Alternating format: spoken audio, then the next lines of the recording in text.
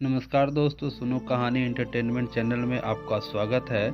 दोस्तों, मुंशी प्रेमचंद द्वारा रचित इज्जत का खून का अगले पार्ट के लिए मैं तैयार हूँ। तो दोस्तों, कहानी कुछ इस तरह से आगे बढ़ती है। मुझसे जब्त न हो सका, माँ बाप ने कभी फूल की छड़ी से भीन मारा था। जोर से चीखे मार मार कर रोने लगी। स्वाभिमान, लज्जा सब लुप्त हो गई। कमची की डरावनी और रोशन असलियत के सामने और भावनाएं गायब हो गई। उन हिंदू देवियों के दिल शायद लोहे के होते होंगे जो अपनी आन पर आग में कूद पड़ती थी। मेरे इस दिल पर तो इस वक्त यही ख्याल छाया हुआ था कि इस मुसीबत से क्यों कर छुटकारा हो। सईद तस्वीर की तरह खामोश खड़ा था। मैं उसके तरफ फरियाद की आंखों से देखकर बड़े विनती के स्वर में बोली, सईद, खुदा के लिए मुझे इस जालिम से बचाओ। मैं तुम्हारे पैरों पड़ती हूँ। तुम मुझे जहर दे दो, खंजर से गर्दन काट लो, लेकिन यह मुसीबत सहने की मुझ में ताव नहीं है। उन दिलजोइयों को याद करो, मेरी मोहब्बत को याद करो। उसी के सदके इस वक्त मुझे इस अजाब से बचाओ। खुदा तुम्हें इसका इनाम देगा। सईद इन बातों से कुछ पिघला। हसीना की तरह डरी हुई आंखों से देखकर बोला, जरीना, मेरे कहने से अब जाने दो। मेरे खातिर इन पर रहम करो।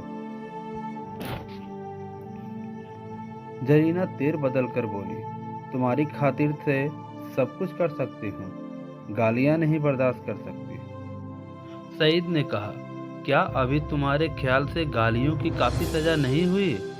जरीना ने कहा, तब तो आपने मेरी इज्जत की खूब कद्र की। मैंने रानियों से चिलमिचियाँ उठवाई है, या बेगम साहबा है किस ख्याल में? मैं इसे अगर कुछ छुरी से काटूं, तब भी इसकी बदजवानियों की काफ़ी सज़ा नहीं होगी। सईद ने कहा, मुझसे अब यह जुल्म नहीं देखा जाता। जरीना ने कहा, आंखें बंद कर लो। सईद ने कहा, जरीना, गुस्सा न दिलाओ। मैं कहता हूँ अब इन्हें माफ करो। जरीना ने सईद को ऐसी हिकारत भरी आंखों से देखा, गोया वह उसका गुलाम है। खुदा जाने उस पर उसने क्या मंतर मार दिया था कि उसमें खानदानी गैरत और बड़ाई और इंसानियत का जरा भी एहसास बाकी ना रहा था। वह शायद उसे गुस्से जैसे मर्दाना जज्बे के काबिल ही नहीं समझती थी। हुलिया पहचानने वाले कितनी गलती करते हैं, क्योंकि दिखाई कुछ पड़ता है, अंदर कुछ होता है। बाहर के ऐसे सुंदर रूप के पर्दे में इतनी बेरहमी, इतनी निष्ठुरता, कोई शक नहीं, रूप हुलिया पहचानने की विद्या का दुश्मन है। बोली, अच्छा, तो अब आपको मुझ पर गुस्सा आने लगा? क्यों ना हो, आखिर निकाह तो आपने बेगम ही से किया है। मैं तो हया फरोश कुतिया ही ठहरी। सईद ने कहा, तुम ताने देती हो और मुझसे यह खून नहीं देखा जाता। जरीना ने कहा, तो यह कमची हाथ में लो और इसे गिनकर 100 लगाओ। गुस्सा उतर जाएगा, इसका यही इलाज है। सईद ने कहा, जरीना, फिर वही मजाक? जरीना ने कहा, नहीं, मैं मजाक नहीं करती। सईद ने कमची लेने का हाथ बढ़ाया, मगर मालूम नहीं जरीना को क्या शोभा पैदा हुई। उसने समझा शायद वह कमची को तोड़कर फेंक देंगे। कमची हटा ली और बोली, अच्छा, मुझसे यह दगा? तो लो, अब मैं ही हाथों की सफाई दिखाती हूँ। यह कहकर उसे बेदर्द ने मुझे बेतहाशा कमचियाँ मारना शुरू की। मैं दर्द से ऐंठ ऐंठ कर चीख रही थी। उसके पैरों पड़ती थी, मिन्नतें करती थी, अपने किए पर शर्मिंदा थी, दुआएं देती थी, पीर और पैगंबर का वास्ता देती थी, पर उस कातिल को जरा सी रहम न आता था। सईद काट के पुतले की तरह दर्दो सितम का यह नज़ारा आंखों से देख रहा था और उसको जोश न आता था। शायद मेरा बड़े से बड़े दुश्मन भी मेरे रोने धोने पर तरस खाता।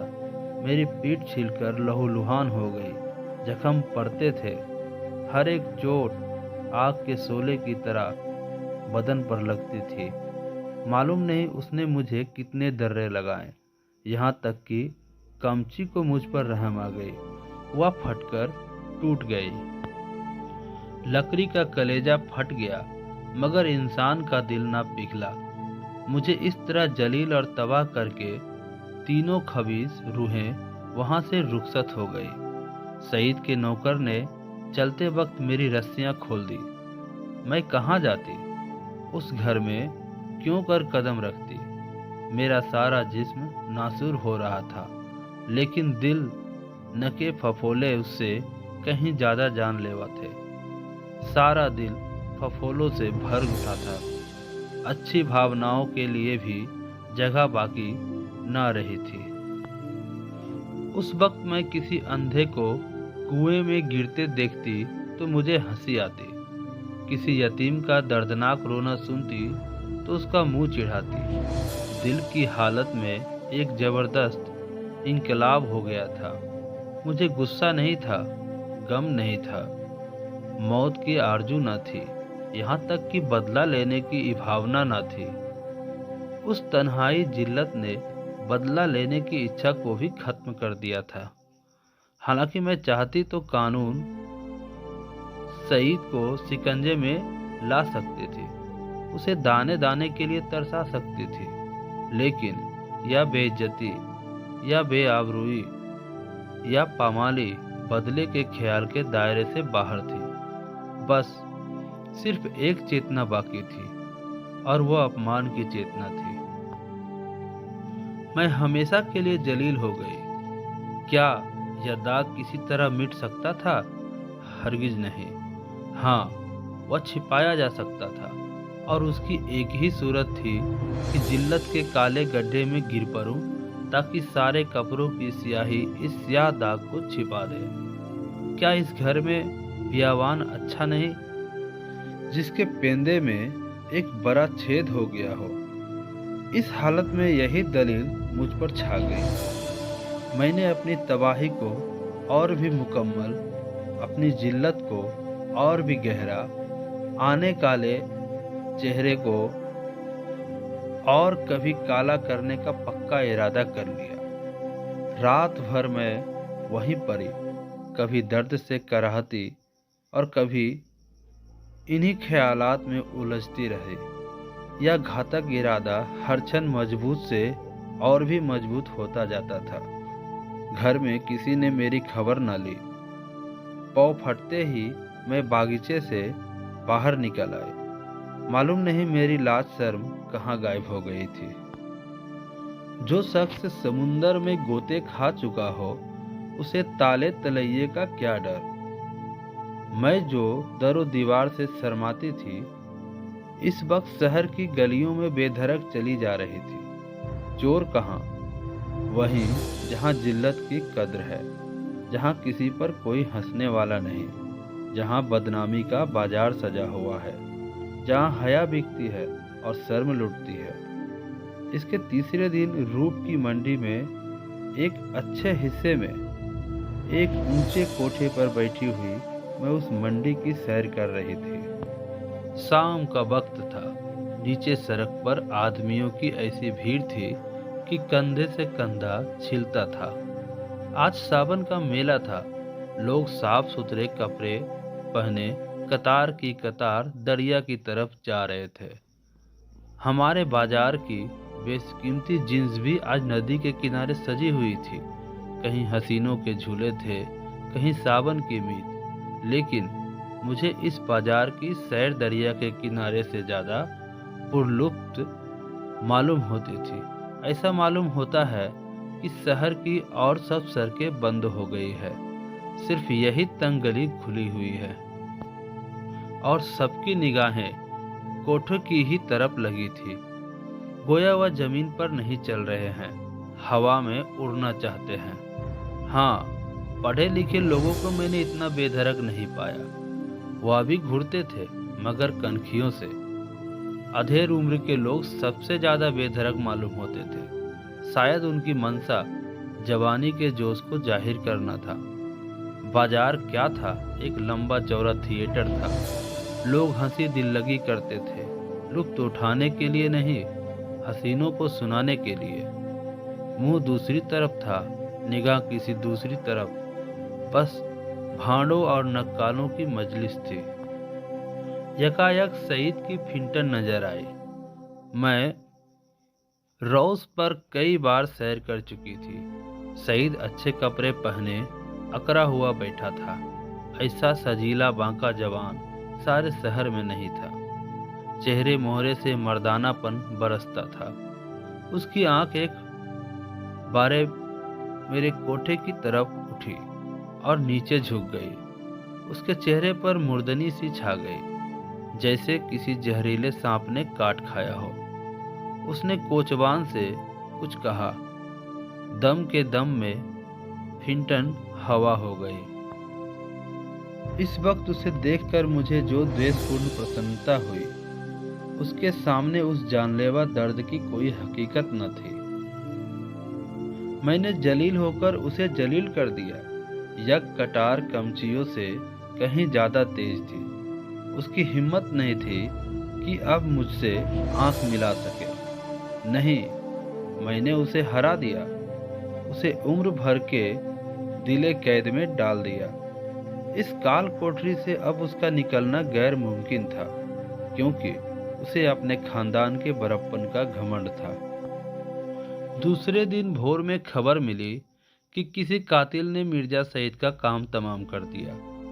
उसकी लाश उसी के बागीचे के गोल कमरे में मिली। सीने में गोली लग गई थी। 9 बजे दूसरी खबर सुनाई दी। जरीना को भी किसी ने रात के वक्त कत्ल कर डाला था। उसका सर तन से जुदा कर दिया गया। बाद को जांच पड़ताल से मालूम हुआ कि यह दोनों वारदातें सईद के ही हाथों हुई। उसने पहले जरीना को उसके मकान पर कत्ल किया और अब अपने घर आकर अपने सीने में गोली मारी। इस मर्दाना गैरतमंदी ने सईद की मोहब्बत मेरे दिल में ताजा कर दी। शाम के वक्त अपने मकान पर पहुंच गई।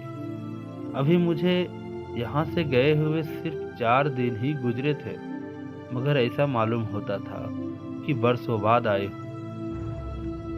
दरो दीवार पर हसरत छाई हुई थी। मैंने घर में पांव रखा तो बरबस सईद की मुस्कुराती हुई सूरत आंखों के सामने आकर खड़ी हो गई। वही मर्दाना हुस्न, वही बांकपन, वही मनोहर की आंखें बेअख्तियार मेरी आंखें भर आई और दिल से एक ठंडी आह निकल आई। गम इसका ना था कि सईद ने क्यों जान दे दी, नहीं, उसकी मुजरिमाना बेहिसी और रूप के पीछे भागना, इन दोनों बातों को मैं मरते दम तक माफ न करूंगी। गम यह था कि यह पागलपन उसके सर में क्यों समाया। इस वक्त दिल की जो कैफियत है, उससे मैं समझती हूँ कि कुछ दिनों में सईद की बेवफाई और बेरहमी का घाव भर जाएगा। अपनी जिल्लत की याद भी शायद मिट जाए, मगर उसकी चंद रोजा मोहब्बत का नक्श बाकी रहेगा।